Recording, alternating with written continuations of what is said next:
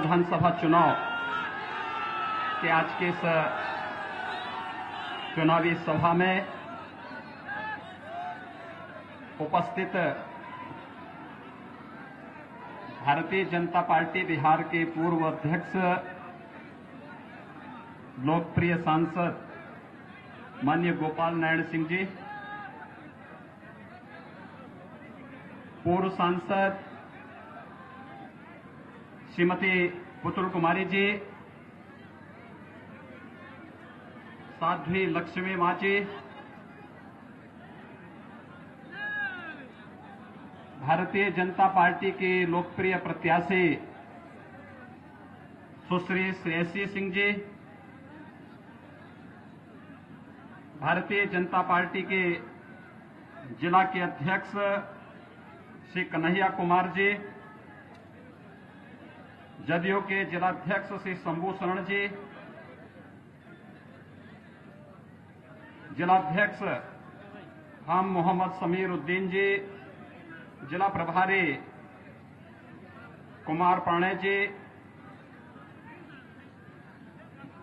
जदयू के वरिष्ठ नेता श्री ब्रह्मदेव रावत जी, प्रकाश कुमार भगत जी, स्वामी ओम भारती जी,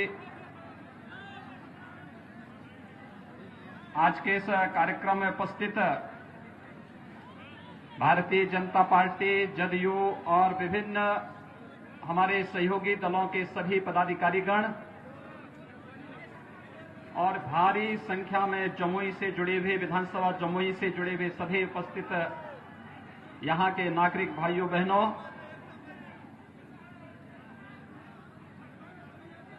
मैं इस पौराणिक धरती को नमन करता हूं जो उत्साह आप सबने इतने पूर्वाहन में ही दिखाया है, वह उत्साह हम सब के लिए बहुत बड़ा सम्मान है। भाइयों बहनों, आज मैं आप सबके बीच में आप सबसे अपील करने के लिए आया हूं। आप सब जानते हैं कि भारतीय जनता पार्टी की जो प्रत्याशी हैं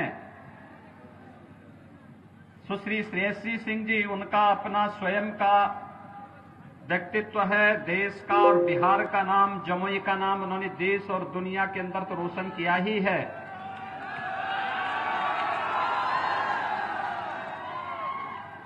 लेकिन उनके पूज्य पिता राजा दिग्विजय सिंह जी लोकप्रिय सांसद के साथ साथ भारत सरकार में मंत्री भी रहे थे और मंत्री के रूप में उन्होंने बिहार के विकास के लिए, भारतीय रेल के विकास के लिए जो कार्य किया वह भूतपूर्व है।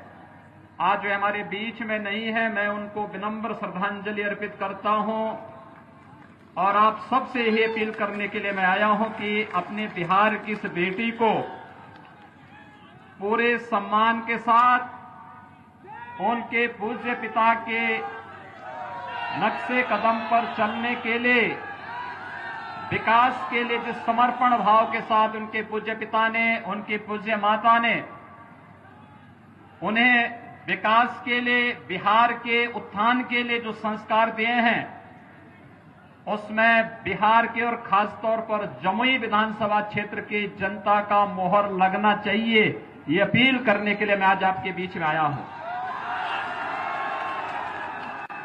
भाइयों बहनों,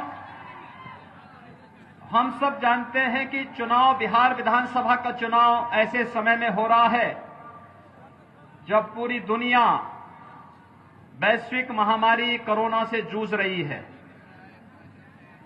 कोरोना एक संक्रमण है। आपने कल देश के आदरणीय प्रधानमंत्री श्री नरेंद्र मोदी जी का देश के नाम संदेश सुना होगा।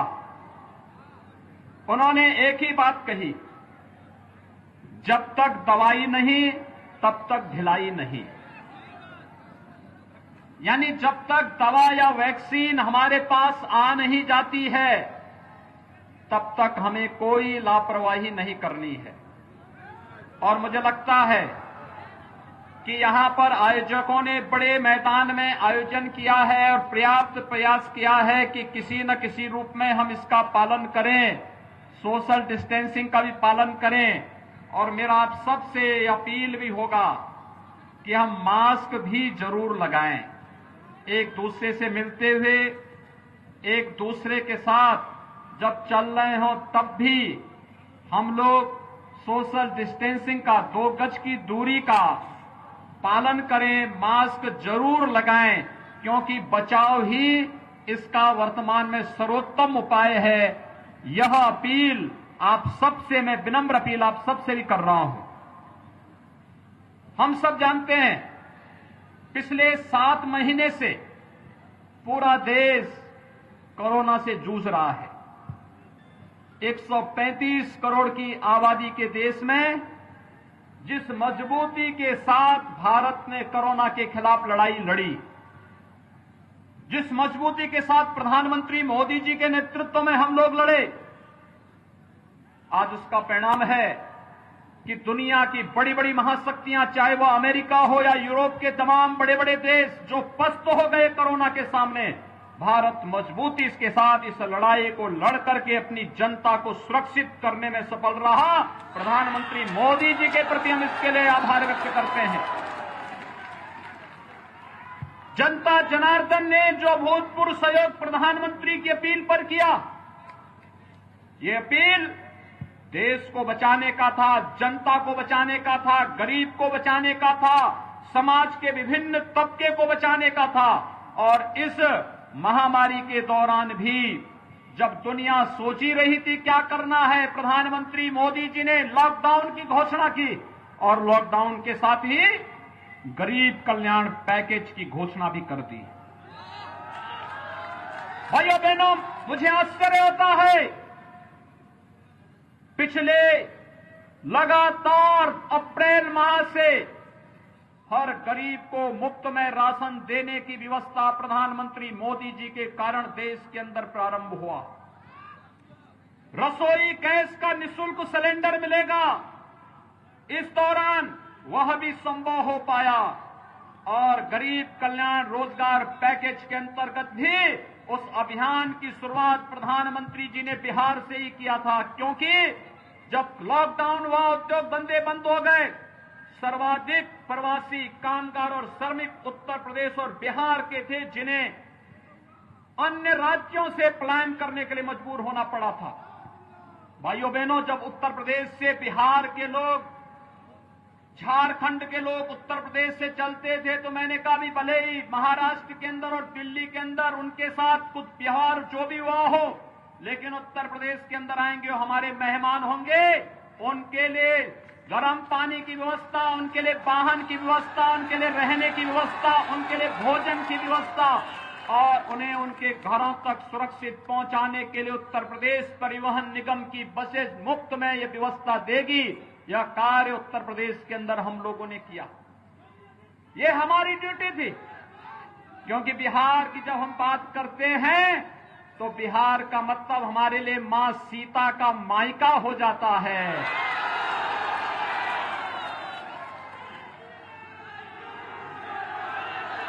और इसलिए मेरा ये दायित्व बनता है कि सीता मैया के मायके से कोई अगर उत्तर प्रदेश से गुजरे तो उनके सम्मान के साथ किसी भी प्रकार का खिलवाड़ नहीं होना चाहिए। और इसीलिए कोई भी बिहार का व्यक्ति जब उत्तर प्रदेश से गुजरा होगा, उसने एहसास किया होगा कि शासन की व्यवस्था कैसे होनी चाहिए। उत्तर प्रदेश के अंदर वह हम लोगों ने करके दिखाया था। भाइयों बहनों, आपने देखा होगा, मैं कल भी बिहार में था और बिहार में मैं कल एक नेता का भाषण सुन रहा था। वो कह रहे थे हम लोग इतने लाख लोगों को नौकरी दे देंगे। आश्चर्य होता है मुझे। पूछना चाहिए, एक प्रश्न पूछिए कि 15 वर्षों में कितने लोगों को नौकरी दी थी। आज जो राशन मोदी जी के कारण और नीतीश कुमार जी के नाते आपको प्राप्त हो रहा है, गरीबों को प्राप्त हो रहा है। आखिर ये राशन लालू जी के शासनकाल में गरीब को क्यों नहीं मिल पाता था? यानी जिन लोगों ने गरीबों का राशन तो खाया ही खाया, मूक जानवरों का चारा भी खा दिया है, उन लोगों से आप उम्मीद करते हैं रोजगार देंगे? भारतीय जनता पार्टी के लिए देश ही परिवार है। आपने देखा होगा जब बिहार की बेटी सुश्री शेषी सिंह जी यहां पे बोल रही थी, उन्होंने अंत में अपने भाषण के अंत में कहा, सर्वे भवन्तु सुखिनः सर्वे सन्तु निरामया। यानी सबका साथ सबका विकास, यही भाव है इसके पीछे। हमारे लिए पूरा देश परिवार है, हमारे लिए देश हित सर्वोपरि है। लेकिन भाइयों बहनों, आप ये भी देख रहे होंगे बहुत सारे लोग ऐसे हैं जिनके लिए परिवार ही पार्टी है और पार्टी ही देश है, इसके सिवाय वे बाहर देख ही नहीं सकते।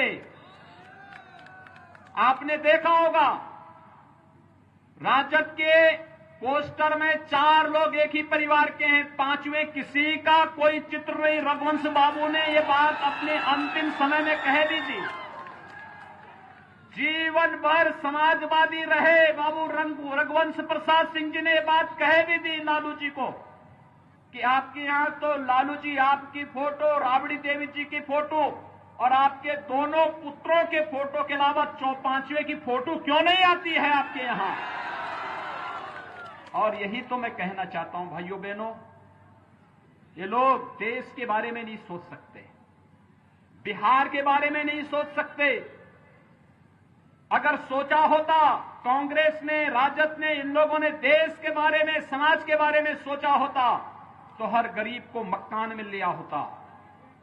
इनके शासनकाल में हर गरीब को मकान मिला होता, हर गरीब को इनके शासनकाल में ही रसोई गैस के सिलेंडर मिल गए होते, हर गरीब को विद्युत के निःशुल्क कनेक्शन मिले होते, हर गरीब को 5 लाख रुपए की जो आयुष्मान भारत की स्वास्थ्य बीमा की योजना प्रधानमंत्री मोदी जी के कारण आज मिल रही है, ये योजना उन्हीं के समय में मिल गई होती। इन लोगों के पास विकास की कोई सोच नहीं थी, ये लोग विकास नहीं चाहते थे, गरीबों का उत्थान नहीं चाहते थे। 2004 से लेकर 2014 तक कांग्रेस नेतृत्व की सरकार रही, लेकिन भाइयों बहनों, इन्होंने विकास नहीं किया। राजद उसमें सहयोगी था, इन्होंने विकास नहीं किया।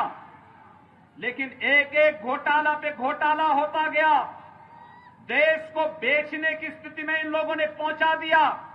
2014 में हम देश की जनता का अभिनंदन करते हैं जिन्होंने प्रधानमंत्री के रूप में मोदी जी का अभिषेक किया और मोदी जी ने आने के बाद पूरे देश के अंदर योजनाएं देनी प्रारंभ की, बिना भेदभाव के मकान दिया। जब मोदी जी ने मकान दिए, देश के अंदर पिछले 6 वर्ष के दौरान 3 करोड़ से अधिक गरीबों को एक एक आवास मिला है,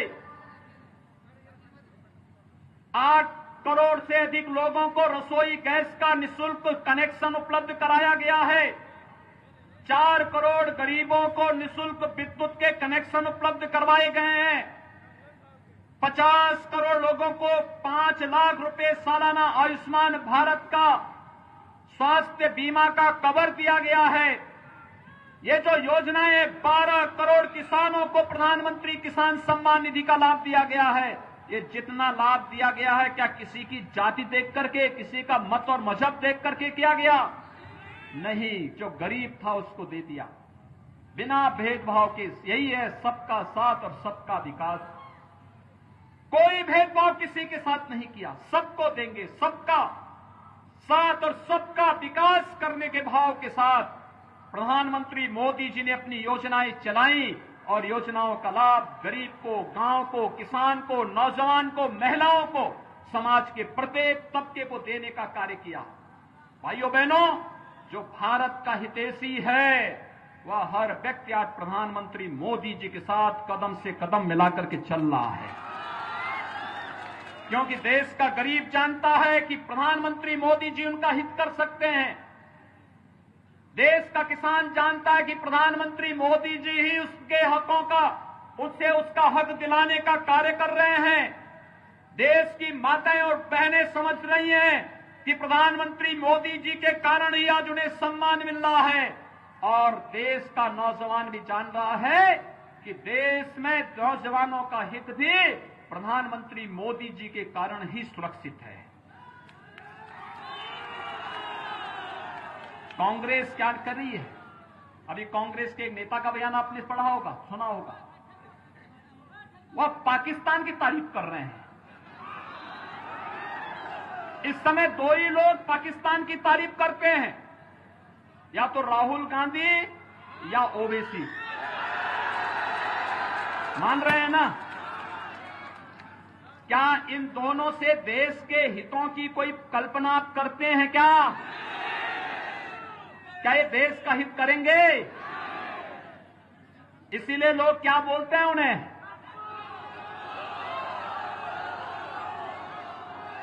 भाइयों बहनों, ये लोग कभी देश के हित के बारे में नहीं सोच सकते। देश के दुश्मन जो भारत के अंदर आतंकवाद फैला रहा हो, जो उसके हित की बात कर रहा हो, उससे उम्मीद ही क्या कर सकते हैं? और इसलिए भाइयों बहनों, आज मैं आपके बीच यही कहने के लिए आया हूं। कुछ लोग वोट काटने के लिए आपके बीच में आए होंगे।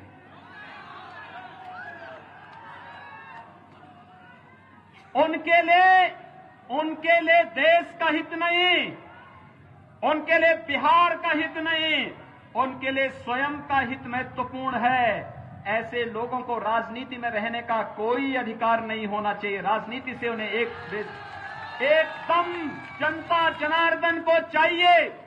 लोकतंत्र में जनता जनार्दन का स्वरूप है, और जनता को चाहिए कि ऐसे लोगों को अपना जनार्दन का स्वरूप दिखा करके राजनीति के हाशिए में फेंकने की आवश्यकता है। प्रधानमंत्री मोदी जी ने जब 2019 में दूसरी बार प्रधानमंत्री पद की शपथ ली, तब प्रधानमंत्री मोदी जी ने कुछ बात कही थी। उन्होंने कहा था, पहला 5 वर्ष गरीब कल्याण के लिए, अगला 5 वर्ष भारत को दुनिया की एक महाशक्ति के रूप में उत्थान के लिए। और उत्थान का रास्ता कहां से जाता है? आपने देखा होगा, कश्मीर में धारा 370 हटी तो पीड़ा किसको हुई? या तो राहुल गांधी को या ओवैसी को। कश्मीर में धारा 370 हटनी चाहिए थी कि नहीं हटनी चाहिए थी? ये देश के हित में उठाया गया कदम था ना। लेकिन आखिर राहुल गांधी और ओवैसी इसका विरोध क्यों कर रहे हैं? आप इनकी मंशा को जान सकते हैं। और भाइयों बहनों, धारा 370 का हटने का मतलब, अगर जमुई के लोग भी अब चाहेंगे कि कश्मीर में हम जमीन लेकर के मकान बनाएंगे, तो आपको भी इसकी छूट प्रधानमंत्री मोदी जी ने दे दी है। जाइए आराम से, पूरा कश्मीर घूम करके आ जाइए। अगर कहीं पाकिस्तान परस्त आतंकवादी कहीं भी आपको टेढ़ी नजरों से देखेगा, तो भारत के जवानों की गोली उसकी आंखों को बेचते हुए बाहर कर देगी। अब वो दुस्साहस नहीं कर सकता है, क्योंकि अब तो पाकिस्तान के प्रधानमंत्री इमरान खान भी भयभीत हैं। उन्हें लगता है कि अगर भारत के अंदर कुछ भी करेंगे तो भारत के बहादुर जवान पाकिस्तान के अंदर घुस करके कोई नया सर्जिकल स्ट्राइक को अंजाम दे देंगे। अब पाकिस्तान भी कुछ नहीं कर सकता, क्योंकि भारत अब मजबूती के साथ वैश्विक पटल पर अपनी एक नई पहचान प्रधानमंत्री मोदी जी के नेतृत्व में बना चुका है। आपने देखा होगा, पाकिस्तान, बांग्लादेश, अफगानिस्तान के जितने भी हिंदू थे, सिख थे, बौद्ध थे, जैन थे, इन सबको जो वहां पे प्रताड़ित था, पीड़ित था, गृह मंत्री अमित शाह जी ने कहा कि अगर आप पीड़ित और प्रताड़ित है, भारत में शरण लिया है, हम इन्हें भारत की नागरिकता भी देंगे। नागरिकता संशोधन कानून ला करके उन्हें भारत की नागरिकता देने का कार्य किया, तो भी पीड़ा किसको होती है?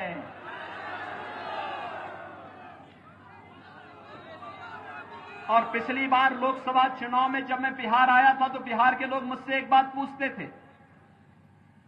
थे कि आप उत्तर प्रदेश के मुख्यमंत्री हैं। मैंने कहा कि बताओ कि अयोध्या में भगवान राम का मंदिर कब बनेगा? उस समय मीडिया से जुड़े हुए कुछ लोग मुझसे पूछ रहे थे कि आप लोग कहते हैं कि मंदिर वहीं बनाएंगे, लेकिन क्या तारीख भी बताएंगे?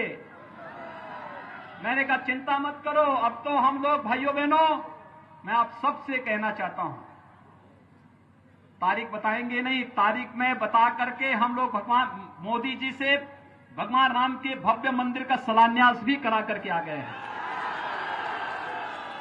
भव्य मंदिर का निर्माण अयोध्या के अंदर चल रहा है। 492 वर्षों की कसक को मोदी जी ने पूरा करते हुए अयोध्या में भगवान राम के भव्य मंदिर के निर्माण का कार्य भी प्रशस्त कर दिया है। और इसलिए भाइयों बहनों, आज मैं आप सबसे कहने के लिए आया हूं, कोरोना कालखंड था, मैं नहीं तो बिहार के हर विधानसभा क्षेत्र से और हर गांव से लोगों को बुलाने वाला था अयोध्या। क्या आप आइए अयोध्या में भगवान राम की यश और कीर्ति के अनुरूप उनका भव्य मंदिर का निर्माण भी होगा और प्रधानमंत्री मोदी जी के नेतृत्व में भारत दुनिया के अंदर इस यश और कीर्ति को कोने कोने में पहुंचाने का कार्य करेगा। इसमें कोई संदेह किसी को नहीं होना चाहिए। और यही अपील करने के लिए आ रहे हैं कि प्रधानमंत्री मोदी जी को मजबूती प्रदान करने के लिए आवश्यक है कि भारतीय जनता पार्टी और सहयोगी दलों के नेतृत्व में जो चुनाव बिहार विधानसभा का लड़ा जा रहा है, इसमें भारतीय जनता पार्टी और सहयोगी दलों के प्रत्याशी भारी बहुमत से चुनाव जीत करके जाएं। भाइयों बहनों, यही अपील करने के लिए आज हम सब आपके बीच आए हैं। और मैं आपसे यही अपील करने के लिए आया हूं, आपके लिए तो दोहरे फायदे हैं। एक, राजा दिग्विजय सिंह जी की सुपुत्री को यहां से आप भेजेंगे, वह स्वयं भी एक शूटर है और राष्ट्रीय और अंतर्राष्ट्रीय स्तर पर बिहार को, जमुई को एक नई पहचान दिला रही है। उनकी माता जी भी सांसद थी, मैं भी तब भी मैं भी संसद में था। उनके पूज्य पिताजी जब सांसद थे और मंत्री थे, तब भी मैं भी सांसद था। वास्तव में विकास की जो सोच उनकी थी, उस विकास की विरासत को आगे बढ़ाने के लिए आप सबसे अपील करने के लिए विशेष रूप से मैं आज आपके बीच में यहां पर आया हूं। आप सबसे मेरी अपील है कि बिहार विधानसभा का जो चुनाव हो रहा है प्रथम चरण में 28 अक्टूबर को कमल चुनाव चिन्ह पर सुश्री श्रेयसी सिंह जी को भारी मतों से चुनाव जिताने की आप सबसे अपील करने के लिए मैं आज आपके बीच में यहां पर उपस्थित हुआ हूं।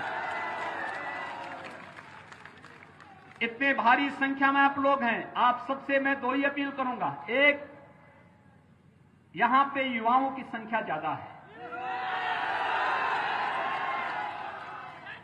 और जो संख्या युवाओं की है, ये संख्या ज्यादातर लोगों के हाथों में स्मार्टफोन भी है।